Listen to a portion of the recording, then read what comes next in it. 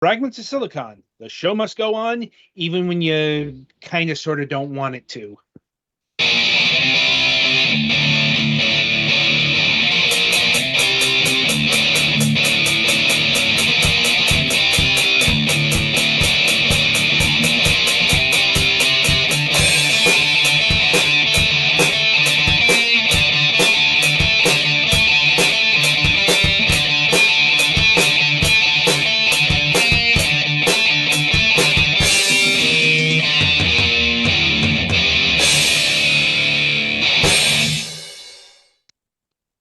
All right, welcome to another installment of the Fragments of Silicon Daylight interviews. Gallix is currently on assignment. He'll be back next time we do one of these, which might be a while because this is the last one for the season. I was about to say, he should be back Wednesday. Well, yeah, I'm talking about the Daylight interview thing. We haven't cast Gallix off to the void. He just has things to do. Yeah, he's getting a blood test done today, and had to do it, during the show time. Like sometimes that happens when especially when you do a program at 11 o'clock in the morning Eastern. Anyway, joining us this week is Gabe Swarr of Gabboco Games. Hello. Hello. How are you doing today? I'm good. How are you guys? Once again, recovering. I'm like, yeah.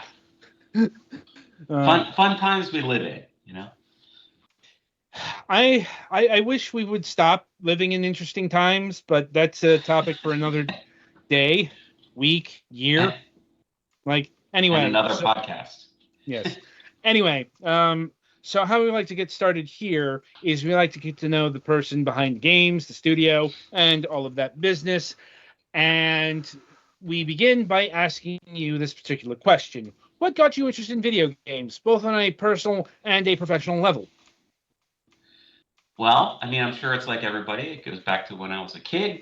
I grew up with the NES, and I loved playing those games. And I always wanted to make games, but I didn't know how to make games when I was a kid. But I did know that you could go to school for animation. So, and I love cartoons just as much as games. So I chose that path, cartoons and animation. And I've had an animation career now for 20 years. I've lived in Los Angeles and been working all kinds of fun shows and everything. And then a couple of years ago, during pandemic, I was like, it's about time I try to learn this. And I heard it was easier to start making games. And that's when I actually started making games. So kind of a long description, but that's what happened. That's my story. In some ways, that is a pretty conventional tale on our program. In other ways, really, the specific industry, that is wildly different. Usually it's something, kind of adjacent to video games in the sense of programming, something businessy related, something app related, that sort of thing. Something to do with computers in general, if you're old school.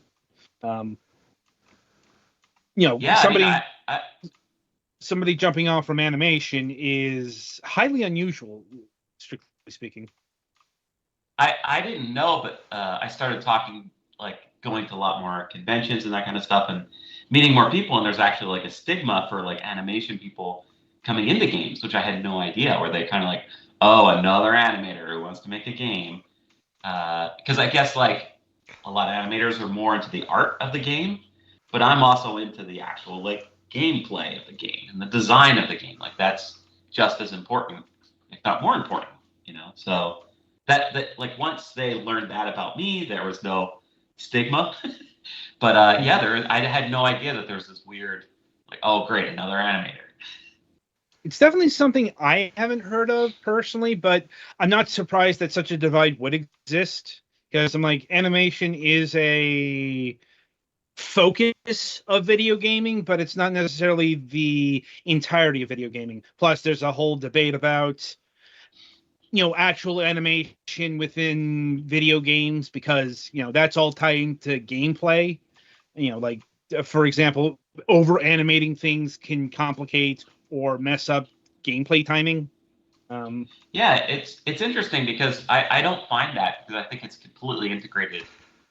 Just because like when you're doing animation, like when I'm like timing something out, it's like all about feel anyway. Like you want to like there's some stuff in animation where you don't see it, you just feel it. So I don't know, like and with games it's like the same thing. I mean, you're actually like directing it, but I could see how people put too many like long anticipations and it feels like sluggish. You know what I mean? Yeah. But yeah, it's but that's like just good animation too, you know? So Well, yeah. I don't know. Well, yeah. It's also can be realistic animation, like the entire genre of cinematic platformers is based upon realistic movement, and realistic movements while flowing are also a lot clunkier than a lot of video game jumping. Yeah. But anyway, I suppose I'm definitely more into like the twitchier, simple gameplay, which needs to feel like reactive and immediate. So that's the kind of like even like the old NES games. Like if you look at the animation, it's well animated for the limitations, but it's definitely very well thought out as far as like when you press the button, this is the keyframe they're going to. They could have picked different keyframes. They could have picked. It's definitely like a style of animation that like they were going for a style of animation despite the limitations. Well, it's evolved into its own style. We call it pixel art now. But back then, literally everything was pixel art. So, but even if it wasn't pixel art, it's definitely a genre of Japanese animation that they were going for, even though it was pixel art. Like it's a lot of I think a lot of maybe game designers don't realize that, but it was definitely a style. If you look at like early '80s anime, like from TMS and stuff, like it's exactly the same style of animation. It's just done in pixel art, with less frames, So. Which is actually kind of impressive given how Japanese animation, especially from that time, was done. Yeah. That on the threes stuff. Yeah, it's cool. But anyway, I suppose in brief, I should ask, what are some of the animated shows that you worked on over the years and you brought to the video game industry? Oh, well, I didn't work on any games that were like tied to animation. I just worked on like the shows, No, that's what I'm talking about.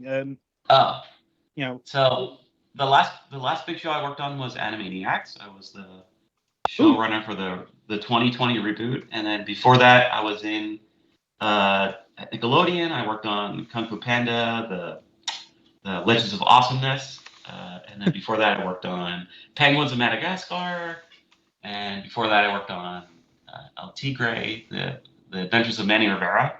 That was a short-lived show at Nickelodeon. And then before that, I worked on various. I remember El Tigre, sort of.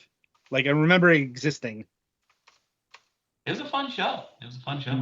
I worked on like other stuff like Dexter's Lab, like the later Dexter Labs, and My Life as a Teenage Robot and stuff. So I've been around, I've been in the industry for a long time, and it's always been my dream to do animation. And now it's like now it's cool to do games too, So. Yeah, so it sounds like you're still in animation, but you are doing video games on the side. Yeah, and like it felt like the animation industry isn't doing very well, so I was like, well, I should take this game thing a little more seriously, and that's where I'm at now. It's not like I'm banking on every single game that comes out, but it's like, I'm definitely taking it more seriously, like putting more time in, learning more programming, like that kind of stuff. Like just really getting into like the game making part of it, which is fun. Like less programs that do more for you, and more programs that do less for you. Right. Now, I'm assuming you were working in a engine of, I'm suspecting either like a Unity or a Game Maker. I'm using Game Maker, and this is like I tried to like evolve my skills, because the game before that I did was in I did a game for the Playdate. I used their what is it called? Like their web one where it was code. And then before that, I did a GB Studio, which was even less code. So I've been trying to work up to like just coding, I'm like, seems to work, you know. It seemed to go pretty smoothly. I mean, from what I've heard, we don't get Game Maker Studio that often on the program. It does crop up from time to time, especially compared to like Unity or Unreal. But it's a fairly robust engine to work with if you're doing 2D stuff. Exactly. Yeah, like I love 2D. That's what all I want to do, you know? Like maybe have some 3D elements, but like totally 2D is like that. I love that. That's my favorite genre. So I was like, this is definitely the engine for me, you know? Right. That makes sense. Though it does beg the question, have you worked with Unity in any capacity yet? I just dabbled in it and I tried it out and I thought it just felt a little too complicated. It feels like you have to work really hard to get 2D to work in it. That's how it felt to me. And with Game Maker, it felt like it was very, very, it was like built with 2D at first, you know? From what I understand, it's a matter of perspective. Like if you're an actual Cody or a veteran of the, like video game development scene or adjacent, because like Unity is in other fields, it's actually, a lot simpler to learn than like Unreal or heaven forbid, like actually coding. Yeah. Making an engine like they did in the ye olden days. Mm-hmm. Yeah, I don't ever want to do that. I don't blame you. Like, I mean, not everybody is a coder's coder. We just happen to know people that are that. Oh yeah, Burger Becky would talk your ear off about that shit. Yes. We have it on film. I have a couple good friends in the game industry, and they've helped me kind of like plot my course as far as like, okay, now do this, now do this, now do this, and they're really doing a good job of like guiding me, like just getting more complicated, getting my head wrapped around just how to build systems and how to set up the whole game, and like, because I'll just go in and just do stuff, and then it works, and then I'll be like, show it to them, and like that's totally the wrong way to do it. Right. Anyway, so with all of that in focus, we should probably start to dive into your actual portfolio, let's call it. I suppose we should start with Life in the Analog Age Rainy Day. Is this the Playdate game? This is a game I did for Game Boy Color, and I released it on itch for free because that was like my first game, and I'm like, well, I just want to see what people think, and it was based on I did an animated web series, like YouTube series and comic series. It was autobiographical, and I was like, this is a cool like starting point for this, And at that point I hadn't done any Life in the Analog Age for 5 or 6 years, so it was like a fun way to like revisit that project and build like a very simple RPG, because that's what the second, I think I was in Game Boy Studio 2 at that point, and it was like that's really all it could do. And I was like, well, I just want to learn design. I want to learn to make a game, write a story, And that with that game, I kind of learned like, oh, this is just a different way to tell a story. This is cool. It's like it was a great experience, Right. And was it a like proper RPG, or was it a Zelda-like? It was more like I approached it more like I want to make an adaptation of my comic. So it felt to other people it'd feel more like Earthbound because it was contemporary and there was no battles. It was more like I kind of approached it more like a point and click adventure where you had different plots that you were different missions, and then the missions would tie together at the end. So you'd have to like walk around the house and talk to different people. They would tell you to do certain things. So it was almost like all mini game or like missions, but I tried to like really tap into that nostalgia and the kind of stuff I was doing with the strips, So I thought that was a fresh way of approaching it because there's not many games, in my opinion, that are like that. Not in the Game Boy Color spectrum, certainly. I'm like, somehow we've become well acquainted with plenty of people in the Game Boy Color development scene, and I'm not joking. It's probably because of Game Boy Studio, because it's like so accessible. It's great, you know. It's like almost every time it's Game Boy Studio. If they're doing an actual Game Boy or Game Boy Color game. Now, if they're doing something akin to that, no. We've also had that on the program, like Veritas from this season. I think that these like programs like Game Boy Studio, like I'm thankful because it helped me just get into it, you know, and to help build off of it. It's a very simple program to start. It's not, but like everybody you probably talk to knows, it's like it's not easy. It's easy to make a game. It's hard to release a game. It's hard to like finish a game, you know? Like that's the hardest part. That's the one thing I learned is like just to finish the stinking thing is like the hardest part, you know? Indeed. Doubly so if you're spending years and years of your life doing one project. Like, I mean, but that's some people's focus. You know, they want to, they want to make their little passion project come what may.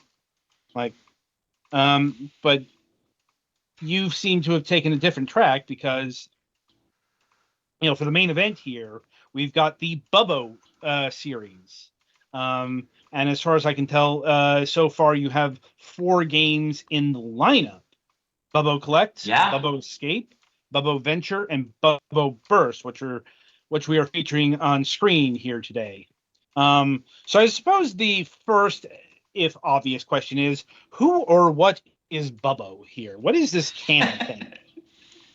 He's like, I wanted to do a very simple character that he's just a forest creature who lives in the forest. Like, what's Kirby? That's what Bubbo is. You know, like he's just a weird fantasy creature who lives in the forest. You know, and that world is like filled with interesting, fantastical creatures that are very simple, like simple circles and shapes and that kind of thing. So that's the kind of world that Bubbo lives in. That's who he is. You know. I mean, sure. That does make him like, he's certainly a shape.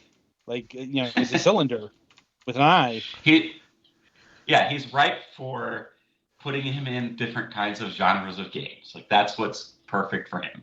You know, kind of like Kirby.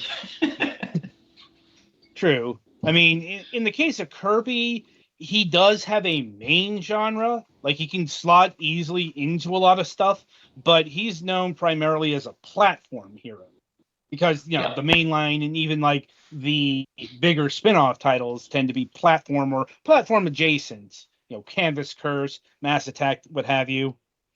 Like, it sounds like Bubbo here is a bit more versatile in, like, he doesn't have a specific genre focus. Exactly. Yeah. Like he was basically created as, I want to make a simple game. What's a simple way to make a character? And then I kind of built the character out from there. Like usually when I create something for like animation, I'll figure everything out first, then figure out. I was like, this is just like, I want to kind of go on this one. Just go and kind of make it up as I go along, And that was 4 games ago, So it's like every game I kind of fill out kind of who he is or what his world's about or like introduce new characters. It's been fun, Like, so what has been the evolution of Bubbo and his cast over the course of 4 games? Well, the first game I ever made was called Bubbo Escape, and it was set up as basically like a very simple like maze runner puzzle game where you get out of like a challenge, and then I came up with the idea of like, oh, I need like a really good villain for this, and I thought like the person who's making these challenges is the villain, me basically, and I was like, I'll just make that into a villain, and that's where I came up with the villain for that game, which was he's like a little tiny like brain, and basically you get out, like the game's plot is you reveal the villain at the end, then you fight him, take him down, and then that's the game. It's like very, very simple. And that's the first villain. And the second game in the series was called Bubbo Bobo collect, and that's where he meets a girl who loves flowers. So you just go around collecting flowers, and then it turns out that the girl is actually like this weird creature who is just eating flowers. Who's like a weird flower, and you have to take the creature down at the end. And then the third game was like the return of the villain from the first game. But that game is still kind of on hold. Like that's my bigger game. I'm working on that on the side when I can. But then the fourth game, which is Bubble Burst, I wanted to introduce like another character, and that's he's kind of like Mr. Mxyzptlk, where he's like a magical creature who comes and he just wants to play, or he's very mischievous, and he just zaps Bubble away to his world, and his world just happens to be like arcade action, and that's where Bubble has to kind of like beat the name of that character is called the Unbub, and he is like torturing Bubble basically, and Bubble has to beat him at his own game, you know. So yeah, so that's basically the evolution of the character, you know. That's pretty robust for 4 games of simple, action or puzzle experience. I guess 3.5, given that Bubbo Venture is not out yet and is, in a variation state of development, but still. Yeah, I mean, it's cool to like share the development with everybody. That was a fun experience too. Like I've never usually I do a whole game and then release it, and this was like fun to like share it as I went, you know. Indeed. And how long did it take to develop Bubbo Burst? It took active development, full-time development. It took 3 months to do the game, and then it took another 4 months to actually do like promotion and like testing and really get it to the finish line. So in total, like 7 months, I think, for the whole thing. Like that's about what I would expect for a game of this nature. Like, I know games can take a while, but something this simple and action oriented probably isn't going to be on the list of things that take 2 to 3 years, at least from seasoned hands.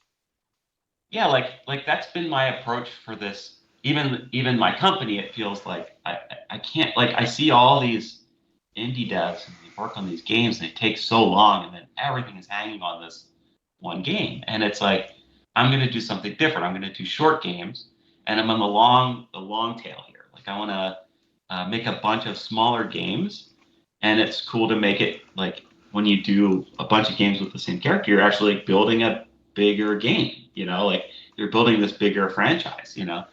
And in fairness, that does happen with a lot of these other developers, but they can, they're either like game jam games or more often prototypes that lead up to the main thing. Like, whereas these are actual, separate products. Yeah. Like, and I would love, I mean, like for me, now that I have these 3 or 3.5 games, like my next game could be collecting all these games into one thing. That could be my bigger game, and it feels like that would be a bigger game, a bigger release, more would hang on it, but it's still like be cool to like revisit those old games, and like I'd love to take all the things from all those different games because they're all different puzzle aspects and different things going on and put them all into one game. It's like that would be a cool evolution for this series. Sounds like it. That being said, what's going on in this one? Like, what is Bubbo doing here exactly? Okay, you guys brought up the Minter collection, the Llama Soft collection earlier, and like I've always been inspired by his type of games, and I approached this like, okay, like I got that Llama Soft collection. And I was like, he has like a really cool philosophy of game design, because I'm so new to game design. I've been doing all this research, and his whole thing was like, just start making a game, and then as you make the game will tell you what it is. And I always liked his games. I was like, oh, that's an interesting approach, So it's kind of my approach with this game, where I was like, I started and I was like, okay, I can get Bubba moving around. He could shoot bubbles. Oh, like what are things I could build on that? And that's really where the game came from. It came from like that evolution, like that playing it, going, oh, that'd be cool if I could do this and get that working. And it was the first time I ever made a game like that. It wasn't like a game where I scoped it out and I said, oh, this is what it's going to be. This is the steps I'm going to take. These are the milestones I want to hit. It was more like, I'm just going to go and see what happens. And it was like a great experience. Like I recommend it to anybody. It's like the problem is like pulling together at the end. That's always the hard part. In this game in particular, yeah. In this game in particular, it's a very fast like arcade, twitchy game. It's like a shooter. You are going through different. It's like single screen levels, and the unbub is going through and like causing havoc, and you need to collect the word burst. And when you collect the letters that spell the word burst, all the bubbles that you have laid down on the board will pop, and that's why you get your points. So you have to. It's a score chaser because Unbub is setting like a score every time you go into one of these worlds, and you have to beat his score. So that's basically the mechanics of the game. It's very simple, and I just keep introducing more and more puzzle mechanics as the game goes through. I hope that answers your question. I think it does. Like, I can see where the ethos comes from. Like, at the same time, it really does nail that mid to late stage NES arcade port. Like, this looks like something I would have played on the NES in, say, 1989. That makes me feel great. That's what I was going for. That's exactly what I was going for. I also like the early, like even like the like those games, like the ZX Spectrum games, like where it's all like 1-bit graphics. I love that black and white graphics. And the earlier Bubble games I did black and white, and I was like, I want to try to carry that through. So Bubble's black and white. The things that you need are black and white, but everything else in the game is color. So, and it seemed to work pretty well, Yeah, I do know what you're talking about, though. When it comes to the ZX Spectrum, I think of a very specific color wheel. Yeah. And color bleeding. Yeah. Like ZX Spectrums are very distinct and eye-watering. I guess then it's more like the early Macs then, that have those, like everything had those great like they did those great gradients and stuff. And that I think is more the aesthetic you're talking about. Yeah.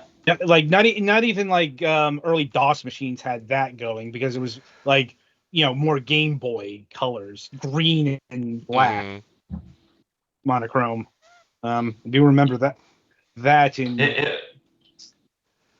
it was funny, like when I did Bubble Escape, I did it as a Game Boy Color game, but I did it completely just black and white. And it's really funny because, like, if you put it in a Game Boy, it says like you need it. It might not look like it, but this is a Game Boy Color game. Because I was doing all these like palette shifts and stuff to animate everything, and like it needed to be Game Boy Color even though it was Game Boy. Like, perhaps the technical term is a Super Game Boy game where it's still in black and white, but it had some extra bits to stand out on a television screen. Right. Yeah. Like, anyway, so how big is Bubbo Burst here?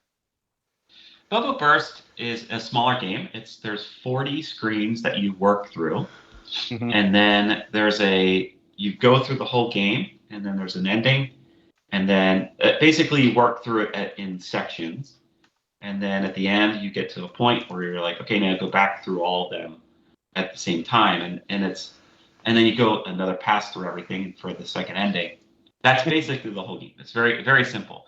But the second run through is really fun because you're just building up lives as you go. So it's kind of like you're score chasing, but you're getting rewards. You're getting more lives. So by the end, you have to have like so many lives to beat the game. So it's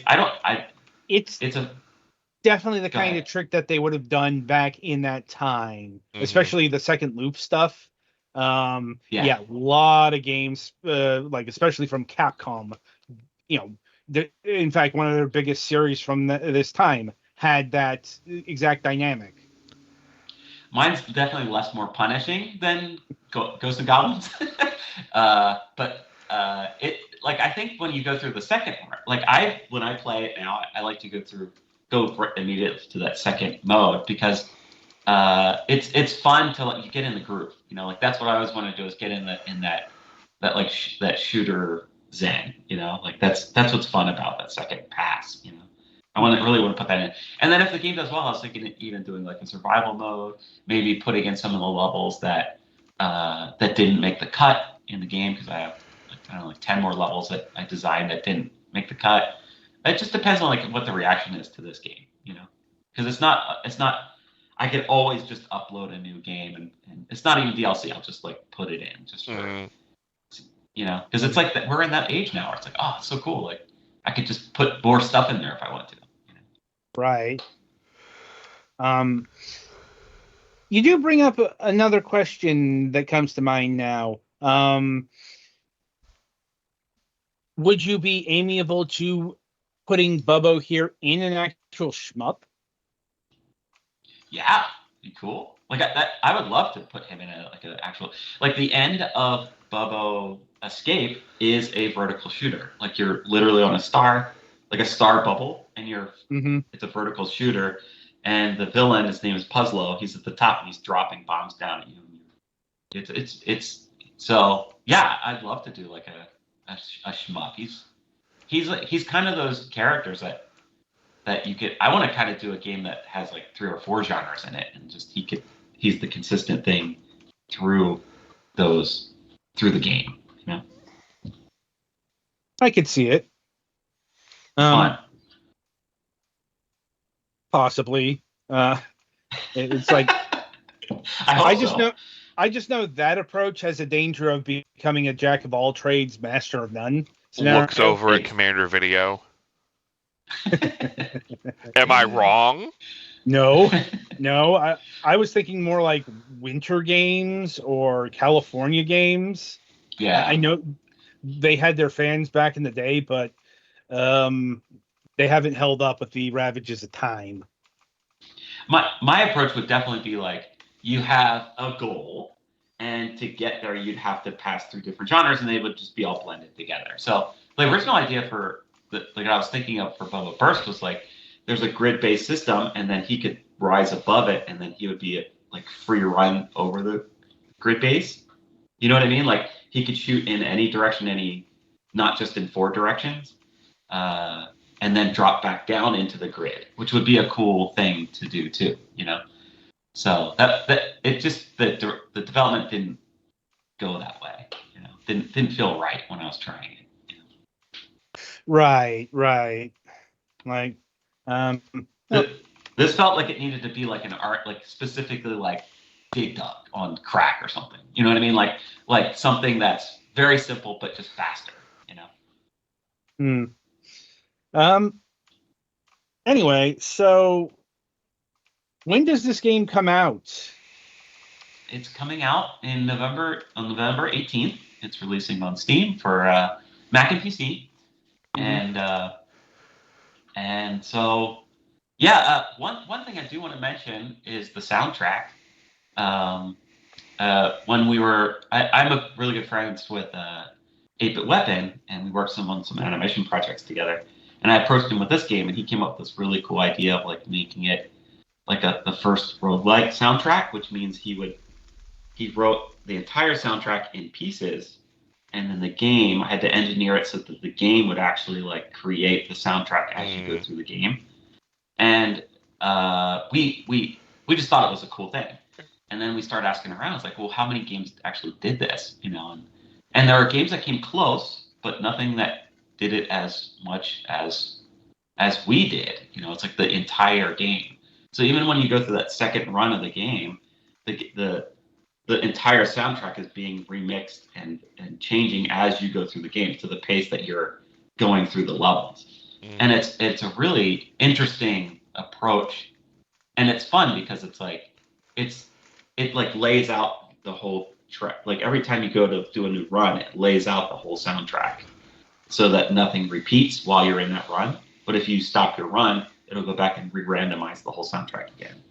Mm-hmm. So that was very hard to figure out, but especially as a game dev is just me and still learning. It was very hard to figure out, but it's cool. It's cool. It's like a fun aspect of the game that I wasn't even I was just making a game and then talking to him and saying, oh yeah, I think I could figure that out. And that was all that extra time. It was just like, oh man, this is a pain in the butt, but it's gonna be really cool when it works. And when we finally got it to work, I was like, this is a fun experience. It added so much to the game. I can't thank him enough for coming up with the idea. And then it's a curse and a blessing. It was hard to do, but it was it totally makes the game a fun experience, in my opinion.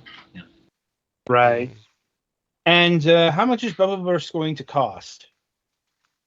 It's gonna come out at $8, and then it's gonna be on sale for $5 when it first comes out. So it's a very budget game, but it's a fun little game. I hope it. It's hard to get the word about a game like this because I'm still an early dev and it's a little creature, and I'm still looking at the long tail. And I have some other projects coming up that I think will bring more attention to my company, and that'll hopefully help boost Bubbo along the way.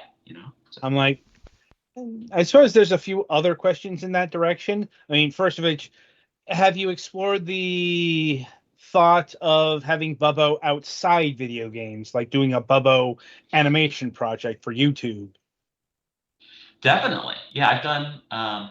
I did 2 shorts already for Bubbo on YouTube for the release of Bubbo Escape, and I've done animated intros for 2 of the games, and then the bigger game Bubbo Venture is all animated, and there's animated cutscenes, fully animated cutscenes for that. So yeah, he's definitely a fun character. It would definitely be a fun show because he doesn't talk. It'd be interesting. It's one of those shows, which could play very well internationally, but also a big challenge because you're trying to tell more complex stories. So. Indeed. And can you speak about Bubbo's next gaming venture that isn't Bubbo's venture?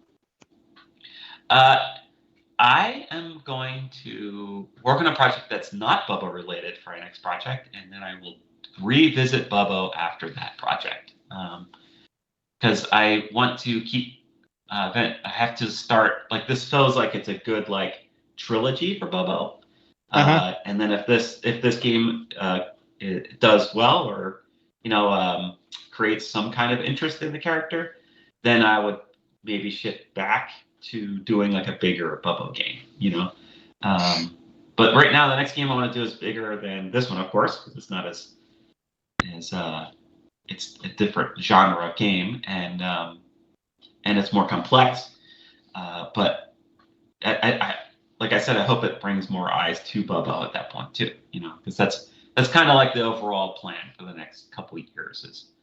Right. I want to definitely release a game a year. That's my goal, is a game a year.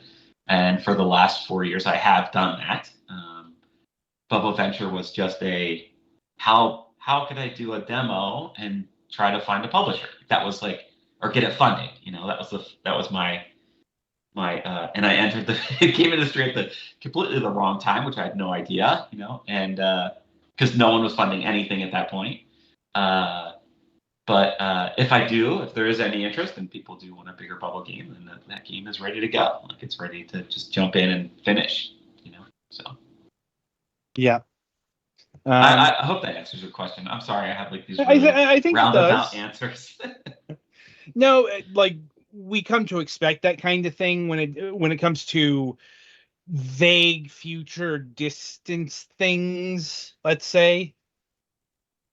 They're often talked about in such terms because either they haven't been thought out about yet, or they're under NDA, or just various other circumstances. It comes down to Bubbo's not ready to be talked about. Anyway, yeah. But Bubbo's definitely one of those fun he's almost like a smaller side project to the bigger games. You know what I mean? And then that's kind of my approach with this character, and it's fun because he is such a simple character. I can go into different genres. I can come up with an idea for a game and go like, well, this is a bubble game. Let's throw him in this. And it's